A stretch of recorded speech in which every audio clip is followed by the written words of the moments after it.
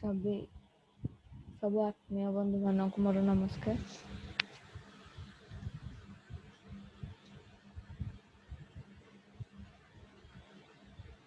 प्रथम आम पत्रीजी को इनवाइट करवा।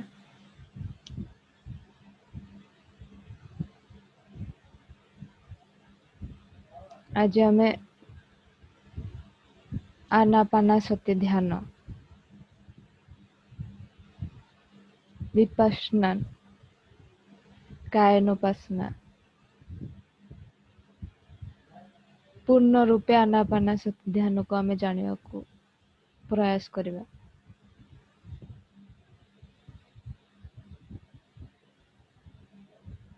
आपण चाहिए आखि बंद कर शुणी पारती, आखि खोली शुणी पारती। आम जाना जे आनापानासती ध्यान कौन। श्वेता समस्त को मेडिटेशन बसई दियो। ओके।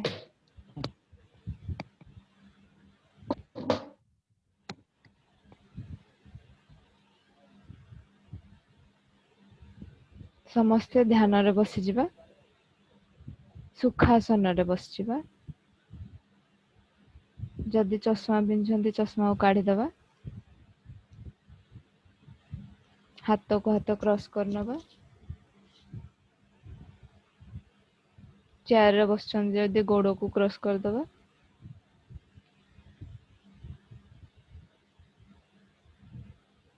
आखि बंद करवा।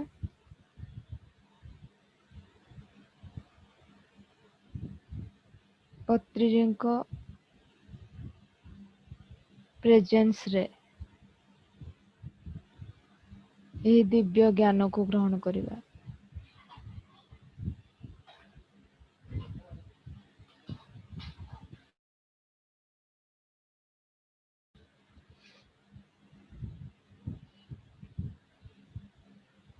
आनापानसती ध्यान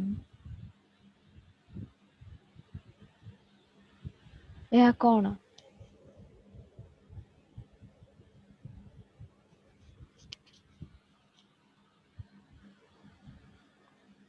यह हूँ एक अद्भुत साधनार मार्ग अटे।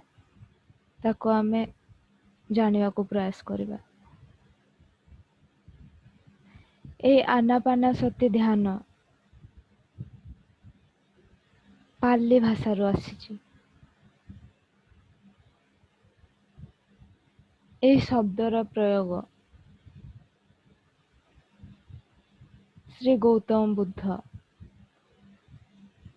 5000 वर्ष पूर्वे करथिले। यार अर्थ होची आन अर्थात प्रश्वास, भीतर को जाउथबा श्वास, अपान निश्वास, बाहर को आस्थबा श्वास, सती जोड़ी हे जिबा, एक हे जिबा, निज श्वास सहित निज निश्वास प्रश्वास सहित जोड़ी हे जिबा, किंबा श्वास उपरे ध्यान करबा। यह होची आनापानसतीर अभ्यास। यह सबु मुनि ऋषि जोगी माने मिसिकी प्रदान करथिले। यह एक अद्भुत वरदान अटे।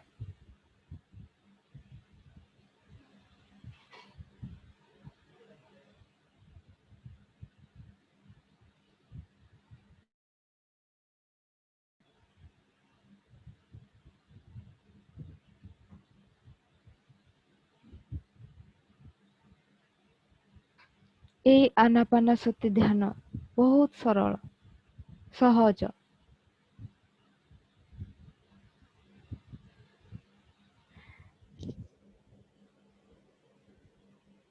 गौतम बुद्ध कहते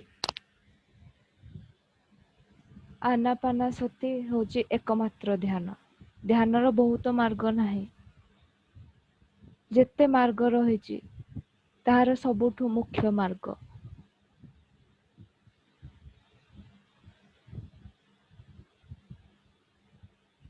सबु साधनर मुख्य ଯାହାକି ୟୁନିଭର୍ସାଲ।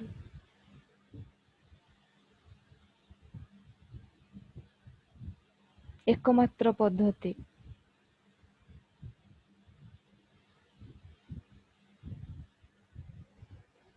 ଏହାର ବିଧି ବହୁତ ସରଳ। ଆରାମରେ ବସିଯିବା ସୁଖାସନରେ। କୌଣସି ପଦ୍ମାସନ, ବଜ୍ରାସନ, ସିଦ୍ଧାସନର ଆବଶ୍ୟକତା ନାହିଁ। ସୁଖାସନରେ ବସିଯିବା। ଦୁଇ ଗୋଡ଼କୁ ଛନ୍ଦି ନେବା। ଯଦି ଚେୟାରରେ ବସିଛନ୍ତି ତାହେଲେ ଗୋଡ଼ ଦୁଇଟିକୁ ଛନ୍ଦି ନେବା।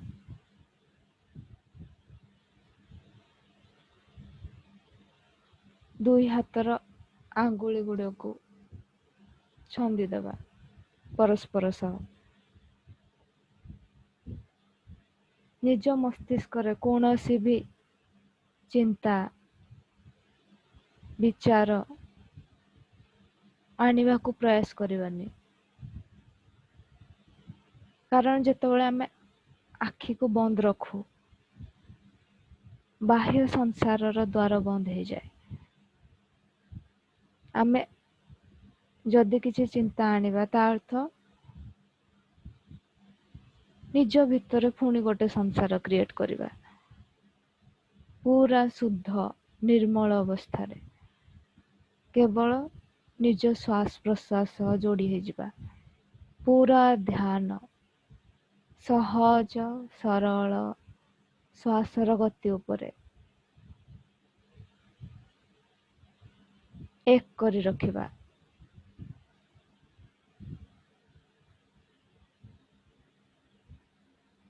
ନିଜର ଧ୍ୟାନକୁ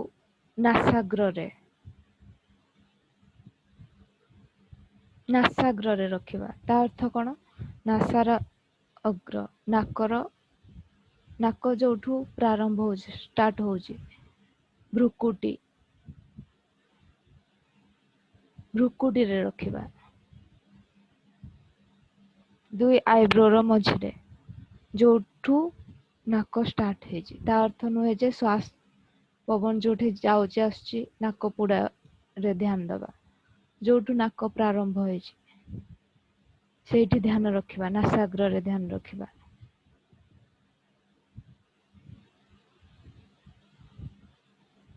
ସ୍ୱାଭାବିକ ରୂପରେ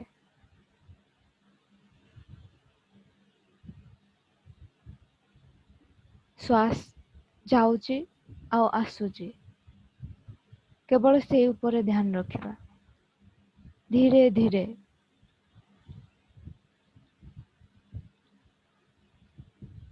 ତାହା ଛୋଟ ହେଇଯିବ, ତାର ଗତି କମି କମିଯିବ, ବହୁତ ଛୋଟ ହେଇଯିବ। ନିଜେ ନିଜେ ଶ୍ୱାସର ଗତି ଭ୍ରୁ ମଧ୍ୟରେ ଆଜ୍ଞା ଚକ୍ର ଯାହାକୁ କୁହାଯାଏ, ସିକ୍ସଥ ଚକ୍ର। ଆମ ଶରୀରରେ 7ଟି ଚକ୍ର ଅଛି। ମୂଳାଧାର ଚକ୍ର, ସ୍ୱାଧିଷ୍ଠାନ ଚକ୍ର, ମଣିପୁର ଚକ୍ର, ଅନାହତ ଚକ୍ର, ବିଶୁଦ୍ଧି ଚକ୍ର, ଷଷ୍ଠ ଚକ୍ର ଯୋଉଟା ଆଜ୍ଞା ଚକ୍ର, ସପ୍ତମ ଚକ୍ର ଯୋଉଟା ସେଟା ହଉଛି ସହସ୍ରାର ଚକ୍ର। ଧୀରେ ଧୀରେ ଶ୍ୱାସ ଭ୍ରୁ ମଧ୍ୟରେ ଆଜ୍ଞା ଚକ୍ର, ସୁଦର୍ଶନ ଚକ୍ର ଯାହାକୁ କୁହାଯାଏ, ସେଇଠି ନିଜେ ନିଜେ ସୁଖପୂର୍ବକ ସରଳ ଭାବରେ ସ୍ଥିର ହୋଇଯାଏ।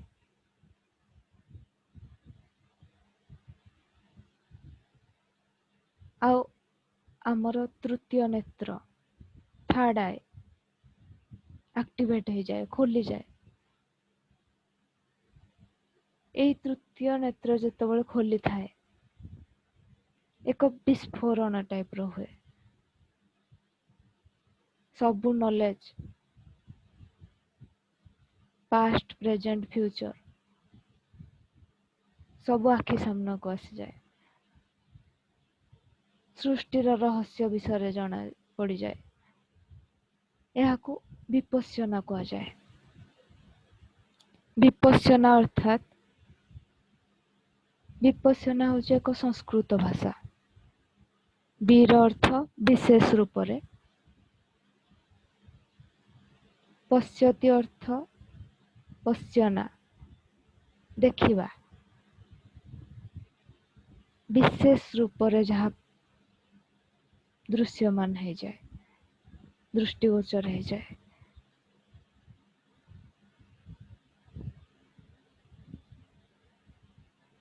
एहाकू थर्ड आई विजन भी कहा जाए।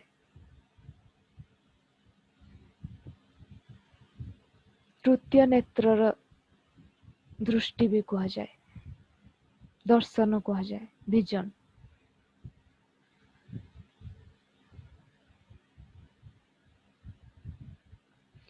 एही अवस्था को जीवा पाए आमे प्रत्येक दिन ए आनापानासति ध्यानर अभ्यास करवा दरकार।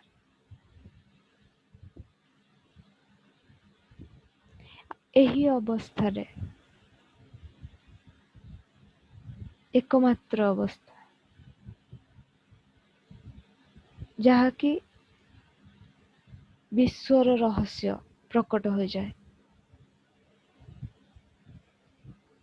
केवल आनापानासति ध्यान अभ्यास रे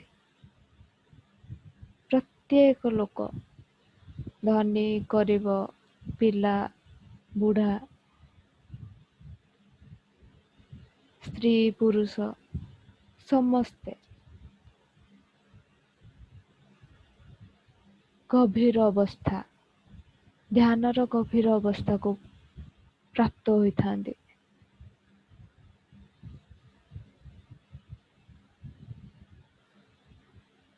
एही लोक परलोक, इहलोक परलोक सबु लोकर संबंधित जो आत्मज्ञान, आत्मविज्ञान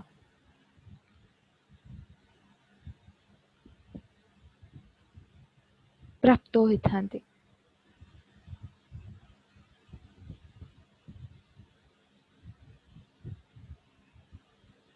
गोटे उच्चतम अवस्थारू आमे प्रत्येक सिचुएशन को देखि पारंती, आ सबु समय रे समभाव रे रही पारंती।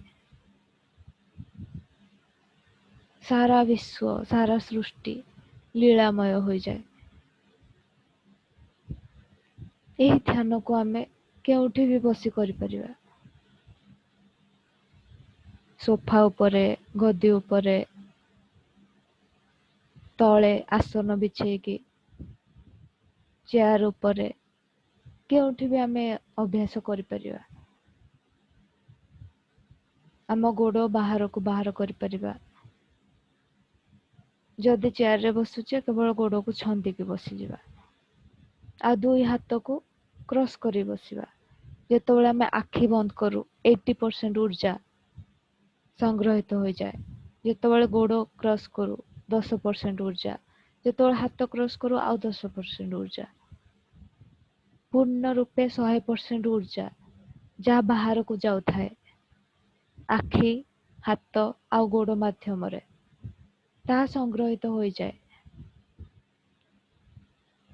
किंतु पूर्व अभ्यास रु मनरे विचार चली थाए, कौनसी ना कौनसी विचार सृष्टि हो जाए। धीरे धीरे सब मन रखिए जोठी आमर ध्यान जाए सेठी आमर ऊर्जा जाए। जदि आमे 100% ऊर्जा बहिर्मुख रु बाहर निज भीतर को संग्रह करुछंती, ताहले सेई ऊर्जा को आमे जो जिनस आवश्यकता नहीं, जो जिनस को भाविले किछि करि हेबो नहीं, किछि भी करि हेबो नहीं, ना भविष्यत ऊपर काम करि हेबो ना अतीत ऊपर काम करि हेबो। व्यर्थ चिंतार आमे ए श्वास रूपक ऊर्जा को ବ୍ୟୟ କରିବାନି। ନିଜର ଆଧ୍ୟାତ୍ମିକ ଉନ୍ନତିରେ ଏହାକୁ ଲଗେଇଦବା। ଯେଉଁମାନେ ଏଜେଡ୍ ହେଇଯାଇଛନ୍ତି, ବୁଢ଼ାବୁଢ଼ୀ ହେଇଯାଇଛନ୍ତି, ସେମାନେ ଶୋଇକରି ବି ଏ ଅଭ୍ୟାସକୁ କରିପାରିବେ। କିନ୍ତୁ ଯେଉଁମାନେ ସୁସ୍ଥ ଅଛନ୍ତି, ସୁସ୍ଥ ବ୍ୟକ୍ତି ଅଛନ୍ତି, ସେମାନେ ବସିକରି ଏହି ଧ୍ୟାନର ଅଭ୍ୟାସ ନିହାତି କରିବା ଦରକାର। ଯେତେ ସମ୍ଭବ ନିଜର ହେଡ୍, ମୁଣ୍ଡ ଆଉ ଅଣ୍ଟାକୁ ସିଧା ରଖିବା। କାରଣ ଯେତେବେଳେ ଗୋଟେ ପାଇପରେ ଫ୍ଲୋ ହୁଏ, ଯଦି ସେ ପାଇପ୍ ମୋଡ଼ି ହେଇକି ଥାଏ, ତାହେଲେ ସେ ପାଣିର ପ୍ରବାହ ଫ୍ଲୋରେ ହୁଏନି, ସହଜରେ ହୁଏନି। ସେହିପରି କିନ୍ତୁ ଯଦି ଗୋଟେ ପାଇପ୍ ସିଧା ଥାଏ, ଇଜିଲି ସେ ଫ୍ଲୋ ହୁଏ ପାଣି। ସେଇ ପ୍ରକାର ଆମେ ଯଦି ସିଧା ହେଇ ବସନ୍ତି, ତାହେଲେ ଏନର୍ଜିର ଫ୍ଲୋ ଇଜିଲି ହେଇପାରେ।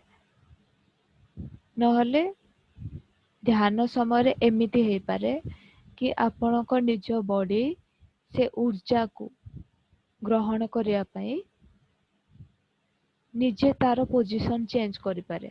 କେତେବେଳେ ମୁଣ୍ଡ ତଳକୁ ଝୁଙ୍କି ପଡେ, କେତେବେଳେ ମୁଣ୍ଡ ଡାହାଣକୁ କି ବାଁକୁ ଝୁଙ୍କି ପଡେ। କିନ୍ତୁ ଆମେ ଯଦି ହୋସ୍ ଅଛି ସେଇ ସମୟରେ, ସିଧା ନେଇକି ଆଣିକି ରଖିଦବା। ନହେଲେ ସେଇ ଅବସ୍ଥାରେ କେହି କେହି ଡିପ୍ କୁ ଯାଇପାରନ୍ତି, ଟ୍ରାନ୍ସ କୁ ଯାଇପାରନ୍ତି, କେହି କେହି ନିଦ୍ରା ଅବସ୍ଥାକୁ ବି ଯାଇପାରନ୍ତି। ଯେତେ ସମ୍ଭବ ଆମେ ଜାଗ୍ରତ ଅବସ୍ଥାରେ ରହିଲେ ସେ ଏନର୍ଜିର ଫ୍ଲୋକୁ, ଯାହା ଆମ ପାଖକୁ ଆସୁଛି,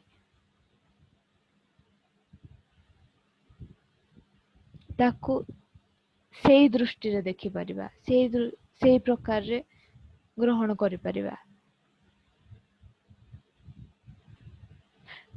କାରଣ ଯେତେବେଳେ ଆମେ ଶୋଉଛେ, ସମସ୍ତେ ଯେତେବେଳେ ଆମର ଦେଖୁଛେ ବାହ୍ୟ ଦୁନିଆ ଅଛି, ଜାଗ୍ରତ ଅବସ୍ଥା ଅଛି, ତାପରେ ସ୍ୱପ୍ନ ଅବସ୍ଥା ଆସେ, ତାପରେ ସୁଷୁପ୍ତି ଅବସ୍ଥା ଆସେ, ଗଭୀର ନିଦ୍ରା ଅବସ୍ଥା ଆସେ।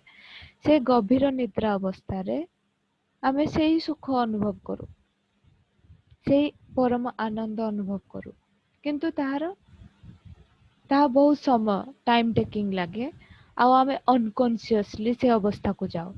ଆଉ ଧ୍ୟାନ ମାଧ୍ୟମରେ ଆମେ କନସିୟସଲି, ଚେତନାର ସହିତ, ଜାଗ୍ରତର ସହିତ ଆମେ ସେ ଅବସ୍ଥାକୁ ଯାଉ। ତ ସେଇ ସମୟରେ ଧ୍ୟାନରେ ଆମର ସୂକ୍ଷ୍ମ ଅନୁଭୂତି ବି ଆସେ, ସେ ଗଭୀର ଆତ୍ମିକ ଅନୁଭୂତି, ଆନନ୍ଦର ଅନୁଭୂତି ବି ଆସେ। ଏହା ତ ଧ୍ୟାନର ପ୍ରୋସେସ। ଯେତେବେଳେ ଆପଣ ଗଭୀରତାକୁ ଯିବେ, ତାହାର ପ୍ରୋସେସ। କିନ୍ତୁ ପ୍ରାରମ୍ଭରେ ଆମେ ଅନ୍ଧାର ଘରେ ବସି ଏ ଧ୍ୟାନର ଅଭ୍ୟାସ କରିପାରିବା।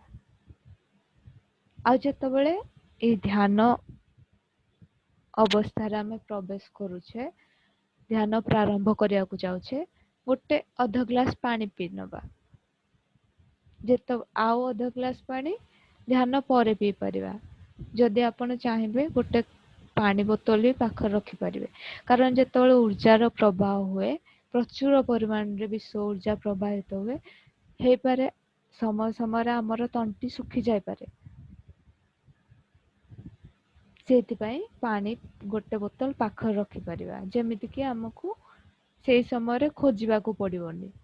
ପାଖରେ ଥିବ, ଆଖି ବନ୍ଦ ଥିବ, ଜଷ୍ଟ ପାଣିକୁ ନେଇ ପିଇ ପୁଣି ରଖିଦେବା, ପୁଣି ଧ୍ୟାନରେ ବସି ଯାଇପାରିବା।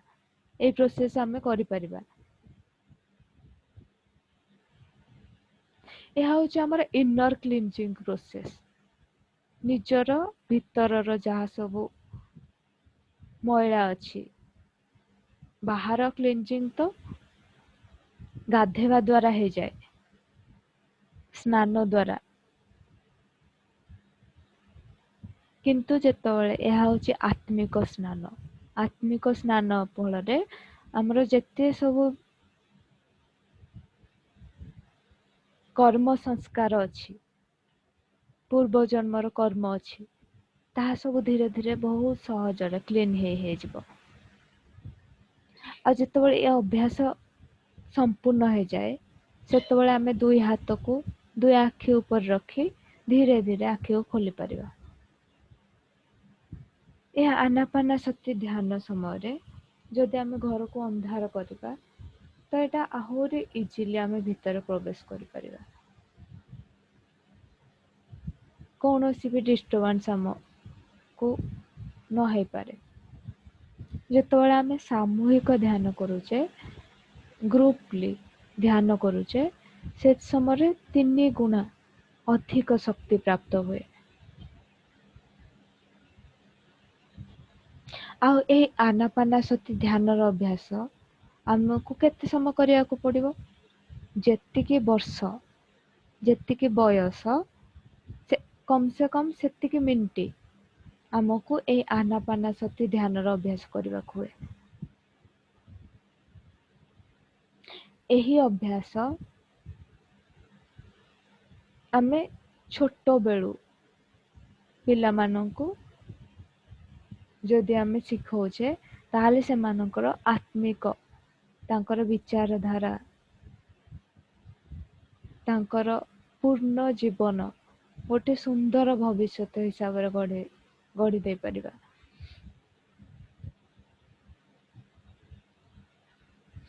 आमे प्रथमे आम बयस अनुसार ध्यान विधि ध्यान समय को रखिबा अवधि ध्यान अवधि को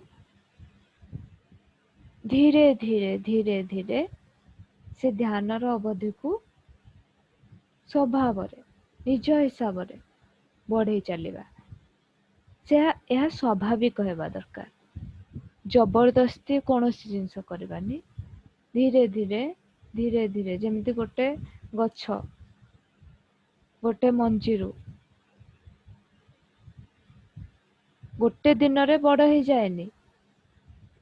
धीरे धीरे पानी तार सार माटी से उपयुक्त पवन आलुओ सबु पाई से बीजरू धीरे धीरे चारा तापर वृक्ष परिणत हुए।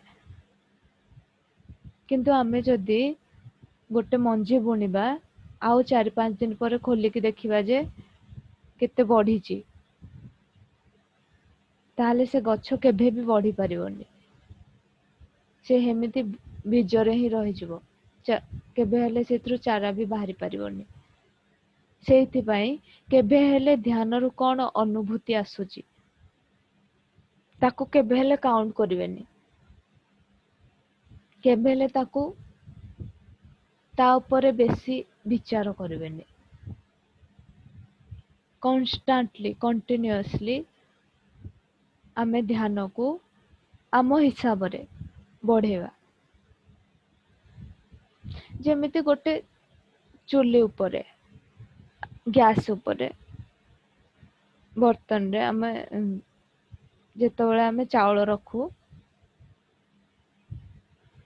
पानी दो सेतरे भात हवा को ताकू समय लागे।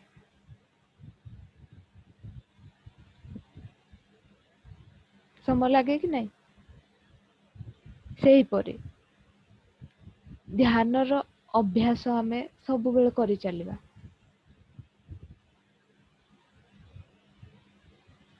किंतु ता ऊपर बेसी मन को से भीतर आनिबानी। ध्यान समय रे भी नुहे ध्यान परे भी ता विषय रे बेसी विचार विमर्श करिबानी। केबे हेले क्वेश्चन करिबानी। जहाँ भी होची ध्यान समय रे सब जिनस ठीक होची आउ सेई समय रे सेई जिनिस हवा जरूरी सेइथि पई से अनुभव होई थाए।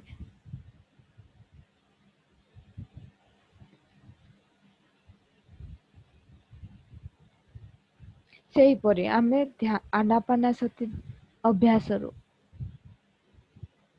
पूर्ण ध्यान योगी स्थिति रे पहुंचिया पाई समय लागे थाए। आ ଆପଣ ପାଖରେ ଯେତିକି ବି ସମୟ ମିଳୁଛି,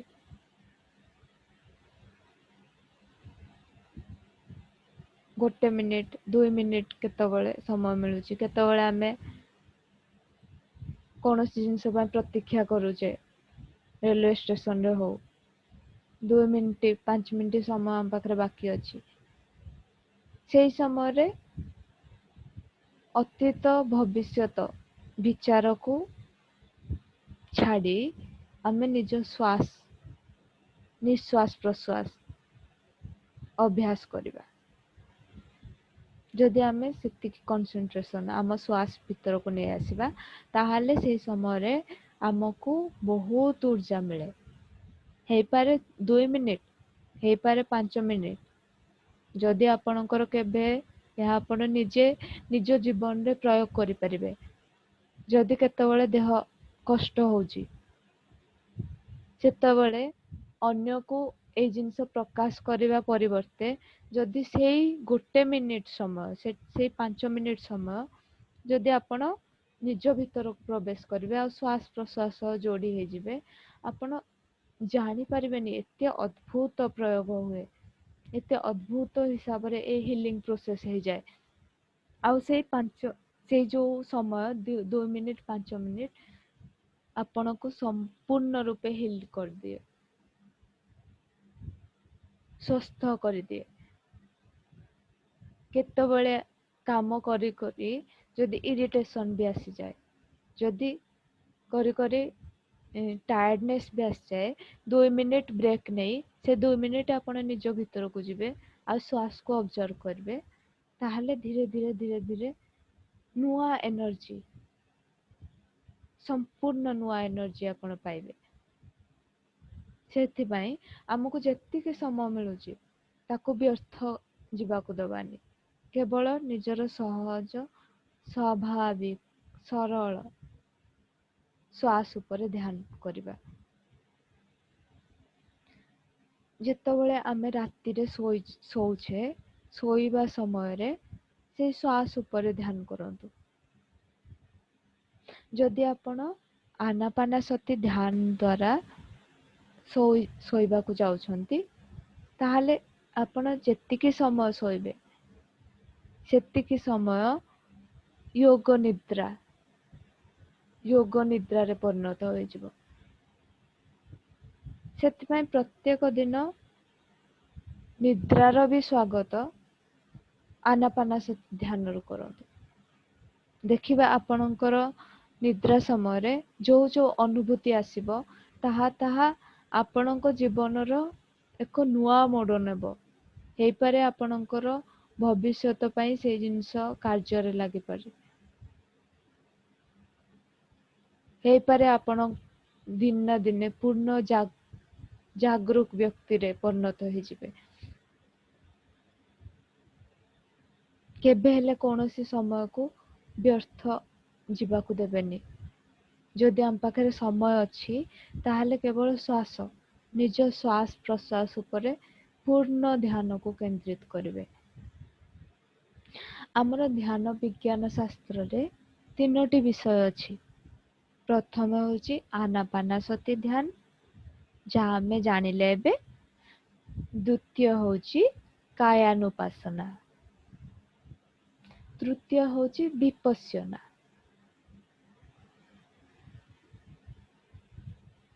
ଧୀରେ ଧୀରେ ଆମେ ଯେତେବେଳେ ଆନାପାନାସତି ଧ୍ୟାନର ଅଭ୍ୟାସ କରୁ,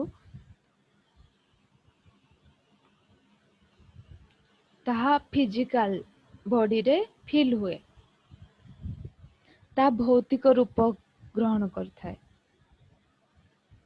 ତା ଅର୍ଥ କଣ? ତା ଅର୍ଥ ହେଉଛି ଆମର ଯେତେ ସବୁ ଆମର ପ୍ରାଣ ଶରୀର, ପ୍ରାଣମୟ କୋଷରେ ଯେତେ ସବୁ ସୂକ୍ଷ୍ମ ସୂକ୍ଷ୍ମ ନାଡି ଅଛି, ସେ ନାଡି ମଣ୍ଡଳର ଶୁଦ୍ଧିକରଣ ହୁଏ। ଆମ ପ୍ରାଣମୟ କୋଷରେ 72,000 ନାଡି ଅଛି। ସେ ପୁରା ନାଡି ମଣ୍ଡଳର ଶୁଦ୍ଧିକରଣ ହୁଏ। ଯେତେବେଳେ ଆମ ଶ୍ୱାସ ପ୍ରଶ୍ୱାସରେ ଧ୍ୟାନ ଦେଇ ଯେତେବେଳେ ଆମର ଧ୍ୟାନ ପ୍ରାଣମୟ ଶରୀରକୁ ଚାଲେ। ପ୍ରାଣ ଶରୀରକୁ ସ୍ଥୂଳ ଶରୀରରୁ ପ୍ରାଣ ଶରୀରକୁ ଯେତେବେଳେ ଆମର ଧ୍ୟାନ ଚାଲିଯାଏ, ସେତେବେଳେ ପ୍ରଚୁର ପରିମାଣରେ ପ୍ରାଣ ଶକ୍ତିର ସଞ୍ଚାର ହୁଏ। ଧୀରେ ଧୀରେ ଆମର ଯେତେ ସବୁ ନାଡି ମଣ୍ଡଳର ଅଛି, ସେଥିରେ ଯେତେ ବି ବ୍ଲକେଜ ଅଛି, ବହୁତ ବ୍ଲକେଜ ଅଛି। ଆମେ କେତେ ଜନ୍ମ ନେଇଛେ, ଅନାଦି କାଳରୁ ଆମେ ଏ ଧରା ପୃଷ୍ଠରେ ଅଛେ।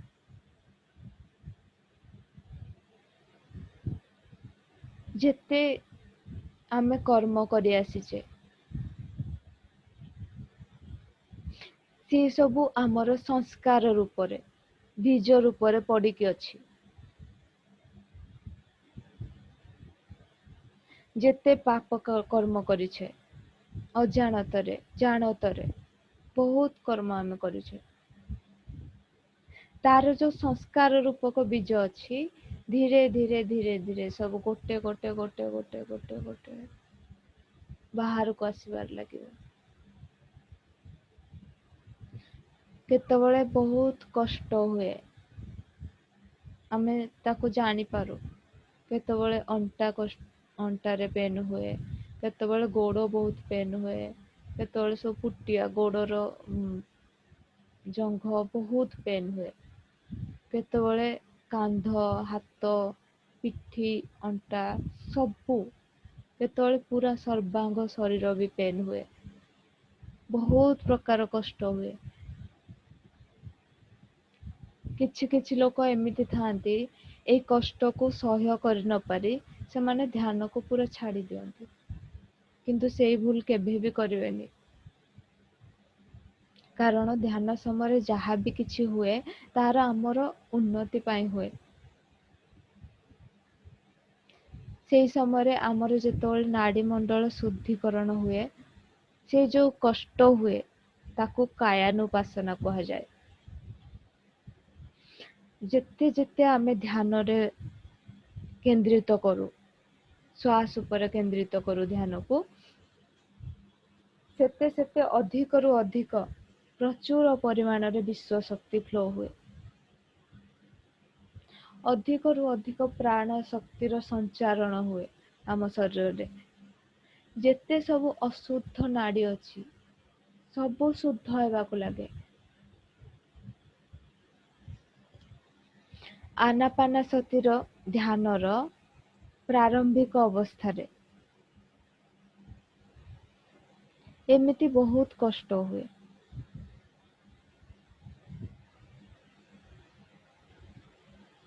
କିନ୍ତୁ ଆମେ ଯଦି ସେ ସବୁ ସହିକରି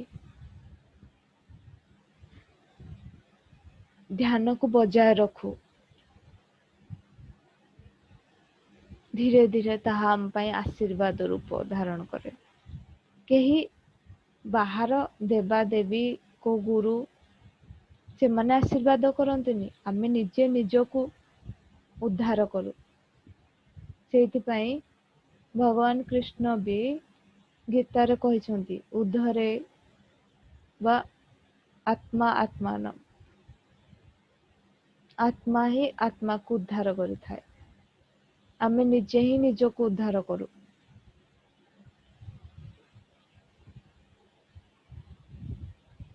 ଆତ୍ମୈବ ଆତ୍ମନା ବନ୍ଧୁ ଆତ୍ମୈବ ଶତ୍ରୁ ଆତ୍ମାନଃ। ଏହା ଅର୍ଥ ହଉଛି, ଆତ୍ମା ହିଁ ଆତ୍ମାର ଶତ୍ରୁ, ଆତ୍ମା ହିଁ ଆତ୍ମାର ବନ୍ଧୁ। ଆମେ ନିଜେ ହିଁ ନିଜର ଶତ୍ରୁ, ନିଜେ ହିଁ ନିଜର ମିତ୍ର, ନିଜେ ହିଁ ନିଜର ବନ୍ଧୁ। ଯେତେବେଳେ ଆମେ ସହାୟକ ହଉ, ଯାହା ବି କଷ୍ଟ ଆସୁ, ସେ କଷ୍ଟକୁ ସହିକରି ଯଦି ଆମେ ଧ୍ୟାନ ସାଧନାରେ ଲାଗୁ, ତା ଅର୍ଥ କେହି ଅନ୍ୟ ଜଣେ ଆମକୁ ଉଦ୍ଧାର କରନ୍ତିନି, ଆମେ ନିଜେ ନିଜର ଉଦ୍ଧାରର ସ୍ରୋତ ବନିଯାଉ। ଧ୍ୟାନ ସମୟରେ ଯେତେ ବାଧା ଆସୁ, ତାକୁ ସହିକରି ଯିଏ ଆଗକୁ ବଢେ, ସେ ସହିବାର ଶକ୍ତିକୁ ଶଙ୍କରାଚାର୍ଯ୍ୟ ତିତିକ୍ଷା କହିଥିଲେ। ପୂର୍ଣ୍ଣ ସହନଶୀଳତାର ସହ ପ୍ରତ୍ୟେକ ବାଧାକୁ ସହି କରି ଆଗକୁ ବଢିବା। କେବେ ହେଲେ ନିଜ ମାର୍ଗରୁ ସ୍ୱମାର୍ଗରୁ ବିଚ୍ୟୁତ ହବାନି।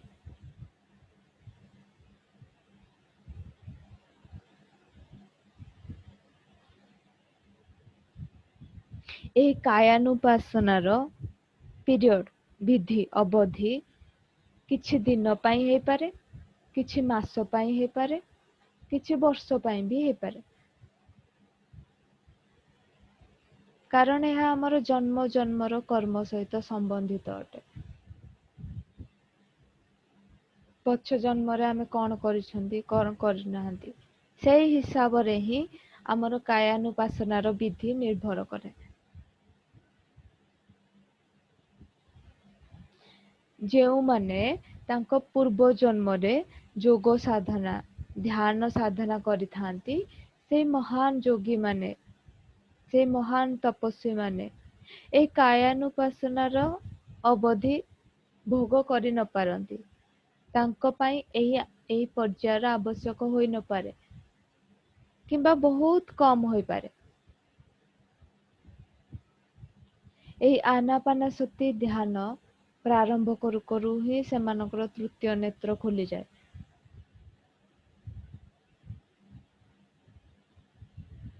ଆଉ ସେମାନେ ବହୁତ ଶୀଘ୍ର ତୃତୀୟ ଅବସ୍ଥା ବିପଶ୍ୟନା ସ୍ଥିତିରେ ପହଞ୍ଚି ଯାଆନ୍ତି। ତେଣୁ ଆମେ କେଉଁ ବି କର୍ମ ସହ ଜନ୍ମ ଗ୍ରହଣ କରୁ, କେତେ ବି ପାପୀ ହେଉନା କାହିଁକି, କେତେ ବି ପୁଣ୍ୟ କର୍ମ କରୁନା କାହିଁକି, ପୂର୍ଣ୍ଣ ଆନ୍ତରିକତା ସହିତ, ପୂର୍ଣ୍ଣ ଲଗନ ସହିତ ଯେତେ ଯେତେ ଆମେ ଏଇ ଧ୍ୟାନର ଅଭ୍ୟାସ କରୁ, ଏହାର ଫଳ ସେତେ ସେତେ ଶୀଘ୍ର ହେଇଥାଏ। ଆଉ ଏଇ ଧ୍ୟାନର ଦୀକ୍ଷା, ଏଇ ଧ୍ୟାନର କଣ୍ଟିନ୍ୟୁଟି ଆମେ 40 ଦିନ ପର୍ଯ୍ୟନ୍ତ କରୁ। 40 ଦିନ ପର୍ଯ୍ୟନ୍ତ କରୁ କଣ ପାଇଁ? କାରଣ ଏଇ 40 ଦିନକୁ ଗୋଟେ ମଣ୍ଡଳ ବୋଲି କୁହାଯାଏ। ଏଇ 40 ଦିନକୁ ହନୁମାନ ଚାଳିଶା ବି କୁହାଯାଏ। ହନୁମାନର ଅର୍ଥ ପବନ ପୁତ୍ର। ପବନ ପୁତ୍ର ଅର୍ଥାତ୍ କଣ? ଶ୍ୱାସର ପୁତ୍ର। ନିଜ ନିଃଶ୍ୱାସ ପ୍ରଶ୍ୱାସ ସହ ଯୋଡି ହେଇଯିବା।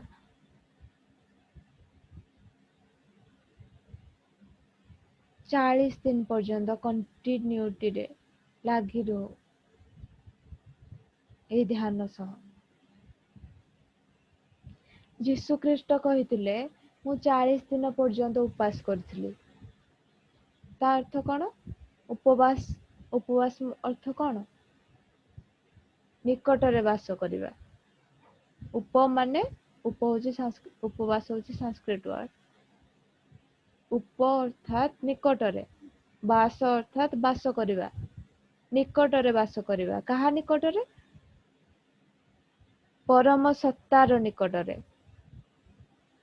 ସେ ପରମାତ୍ମାଙ୍କ ନିକଟରେ। ଏ ଶ୍ୱାସ ଯୋଡି ହେଇ ଯାଇଥିଲେ ସେ, ଆଉ ଉପବାସ କରିଥିଲେ। କାରଣ ଏଇ ଶ୍ୱାସ ହଉଛି ଗୋଟେ ଏକମାତ୍ର ମାଧ୍ୟମ, ଯାହାକି ଜନ୍ମରୁ ମୃତ୍ୟୁ ପର୍ଯ୍ୟନ୍ତ, ଶରୀର ଜନ୍ମ ଗ୍ରହଣରୁ ଶରୀର ମୃତ୍ୟୁ ପର୍ଯ୍ୟନ୍ତ କଣ୍ଟିନ୍ୟୁଅସ୍ ଫ୍ଲୋରେ ଏଇ ଶ୍ୱାସ ଚାଲିଛି। ଆଉ ତାହା ପରମାତ୍ମାଙ୍କ ଏନର୍ଜି ସହ କନେକ୍ଟେଡ୍, ସବୁବେଳେ କନେକ୍ଟେଡ୍। ଏହା ହଉଛି ସେ ଛାତକୁ ଯିବାର ଗୋଟେ ଗୋଟେ ପାହାଚ। ଏଇ ପାହାଚ ଦ୍ଵାରା ହିଁ ତ ଏଇ ଛାତ ଉପରକୁ ଯିବା ନା। ପାହାଚକୁ ଛାଡି ଦେଇକି ତ ଯାଇ ହବନି। ସେଇଥିପାଇଁ ଆମେ ଶ୍ୱାସକୁ ଧରିବାକୁ ପଡିବ ବହୁତ ଜୋରରେ। ନିଜ ଶ୍ୱାସକୁ ଧରନ୍ତୁ। ଏଇ ଶ୍ୱାସ ହଉଛି ଆପଣଙ୍କର ଗୁରୁ। ଏହା ହିଁ ହେଉଛି ଏକମାତ୍ର ମାଧ୍ୟମ। ଗୁ ହଉଛି ଅନ୍ଧକାର, ରୁ ହଉଛି ଆଲୁଅ। ଆମର ଜୀବନରେ ଯେତେ ବି ଅନ୍ଧକାର ଅଛି, आम जीवन रे जेते भी दुख अच्छी कष्ट अच्छी जो भी दुख हो शारीरिक हो मानसिक हो आध्यात्मिक हो त्रिताप हो आधि भौतिक आधि दैविक जेते ताप आधि भौतिक आधि दैविक आध्यात्मिक त्रिताप ये जो तीन ताप अच्छी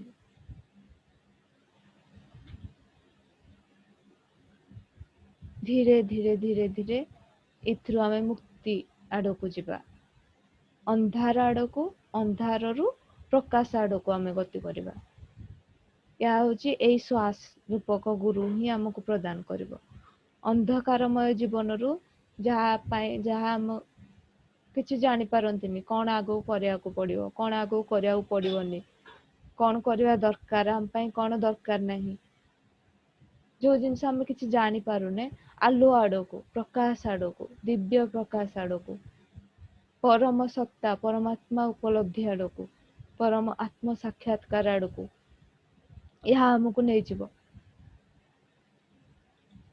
ସେଇଥିପାଇଁ 40 दिन पर्यंत ए आनापाना सतीर अभ्यास आमे करवा दरकार निहाती आवश्यक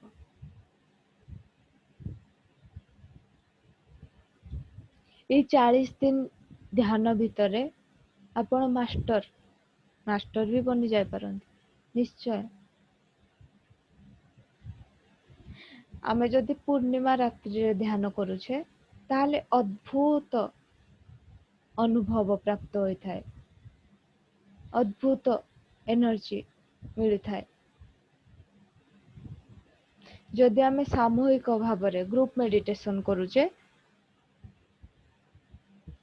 से अलग अलग अनुभव सब प्राप्त हुए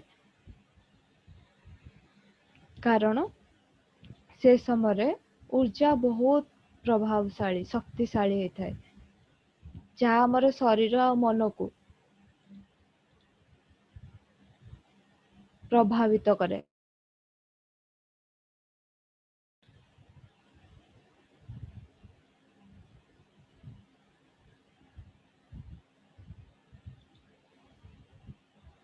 सेथिबाई आमे पूर्णिमा समय रे निश्चय ध्यान करवा दरकार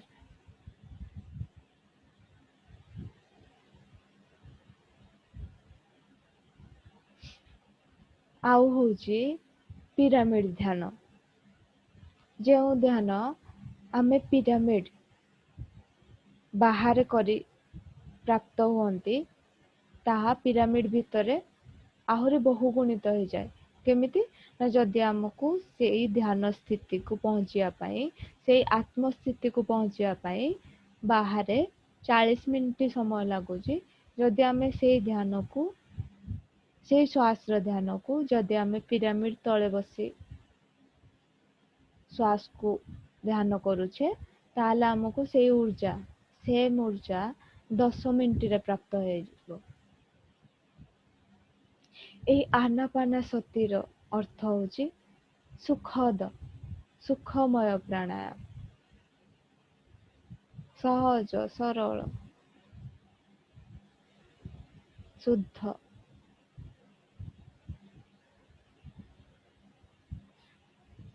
जो आमर आमे जानी जे हठ योग अछि हठ योग रे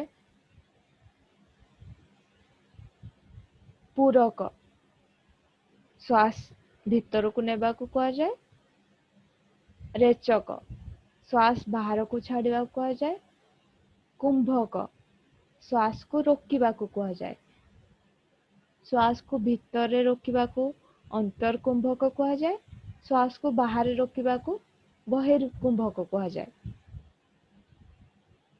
ए कुंभक हठ योग रे महान थाए किंतु आमर आनापाना सती ध्यान जहाँ हमको गौतम बुद्ध द्वारा प्राप्त है से प्राणायाम एटा होची बहुत सरल सहज कुंभक भीतर किंबा बाहर ताको रोकिबा को पड़ेनी सहज सरल सुखमय प्राणायाम एथिरे कुंभक रही न थाए କେବଳ ପୂରକ ଆଉ ରେଚକ ରହିଥାଏ।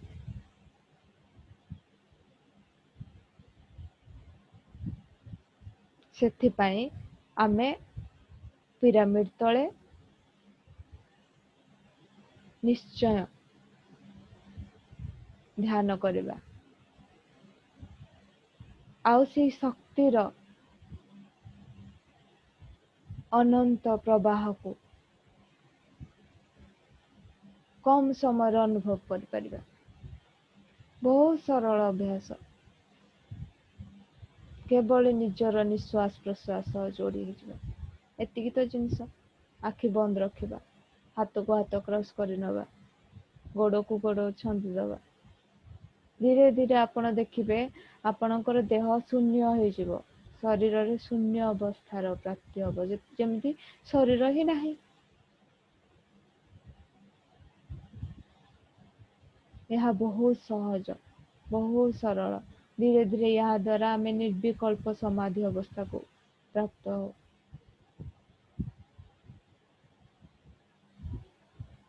ସେଥିପାଇଁ କେବଳ ଅଭ୍ୟାସ, ଅଭ୍ୟାସ, ଅଭ୍ୟାସ, ଅଭ୍ୟାସ କରିବା। କବୀର ସାହେବ କଣ କହିଛନ୍ତି? कल करे सो आज करे सो अब, पल में प्रलय आएगा बहुनी करेगा कब। ଶୀଘ୍ର, ଏହି ମୁହୂର୍ତ୍ତରେ, ଏହି କ୍ଷଣରୁ ଆମେ ଏହାକୁ ନିଜ ଜୀବନର ଏକ ଅଙ୍ଗ ହିସାବରେ ଗ୍ରହଣ କରିନେବା। ନିଜ ଜୀବନ ଲାଇଫରେ ଏହି ପ୍ରୋସେସକୁ ଯୋଡ଼ି ନେବା। ଯେମିତି ସକାଳୁ ଉଠିଲେ ଦାନ୍ତ ଘଷୁଛେ, କେହି ଦାନ୍ତ ନ ଘଷି ଯାଇପାରୁନାହାନ୍ତି ବାହାରକୁ ନା, ନିଶ୍ଚୟ ଗାଧୋଉଛେ, ଶାରୀରିକ ଶୁଦ୍ଧ ଯେତିକି ଦରକାର ସେତିକି ଶୁଦ୍ଧି ଆତ୍ମାର ଶୁଦ୍ଧି ବି ଦରକାର ନା।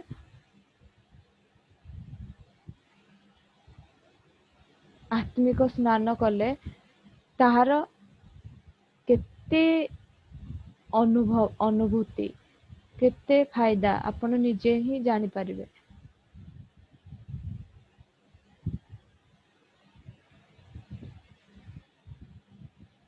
କିଛି ସମୟ ଆମେ ସଙ୍ଗୀତ ସହିତ ଧ୍ୟାନ କରିବା।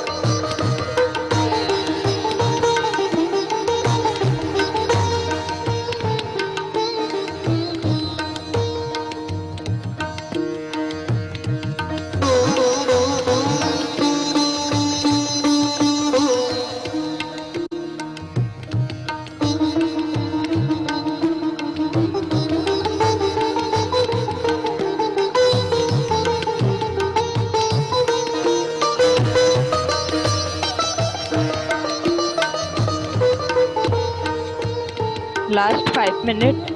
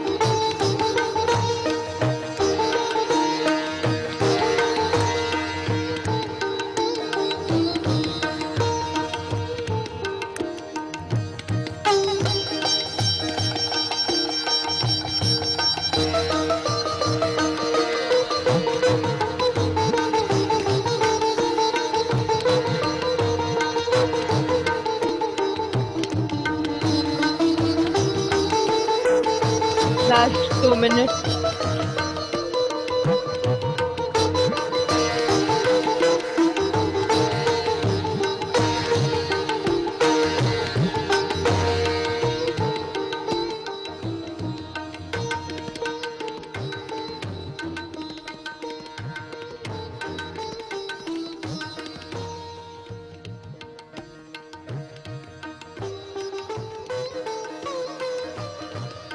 Last 1 minute.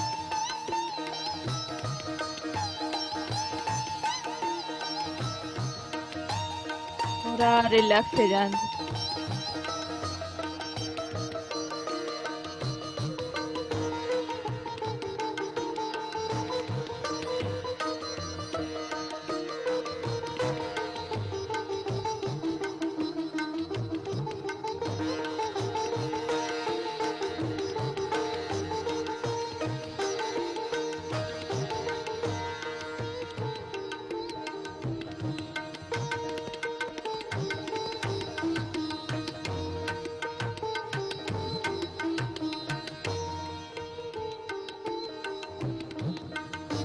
Last 30 seconds.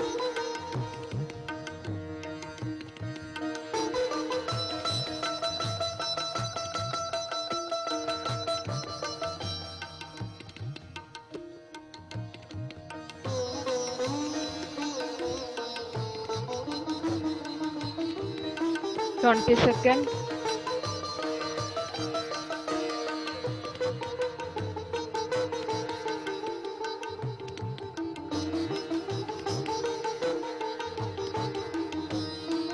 Ten seconds. 9, 8, 7, 6, 5, 4, 3, 2, 1, 0। ଦୁଇ ହାତକୁ ଆଖି ପାଖକୁ ନେଇ ଆସନ୍ତୁ। ଏହି ଦିବ୍ୟ ଊର୍ଜାକୁ ଆଖି ମାଧ୍ୟମରେ ପୁରା ଶରୀରରେ ପ୍ରସାରିତ ହେବାକୁ ଦିଅନ୍ତୁ। କିଛି ସମୟ ପାଇଁ এই ଡିପ୍ ଷ୍ଟେଟକୁ ଫିଲ୍ କରନ୍ତୁ। ନିଜ ସମୟ ନେଇ ଧ୍ୟାନରୁ ବାହାରକୁ ଆସିପାରିବେ। ଏଠି ଯେତେ ଆଷ୍ଟ୍ରାଲ ମାଷ୍ଟର, ଆମ ପ୍ରିୟ ଗୁରୁଜୀ ଆପଣମାନଙ୍କ ସହାୟତାରେ, ଆପଣମାନଙ୍କ ଥ୍ରୋରେ ଏହି ଊର୍ଜା, ଏହି ଦିବ୍ୟ ଜ୍ଞାନ ଆଉ ଧ୍ୟାନର ଶିକ୍ଷାକୁ ପ୍ରଦାନ କଲେ।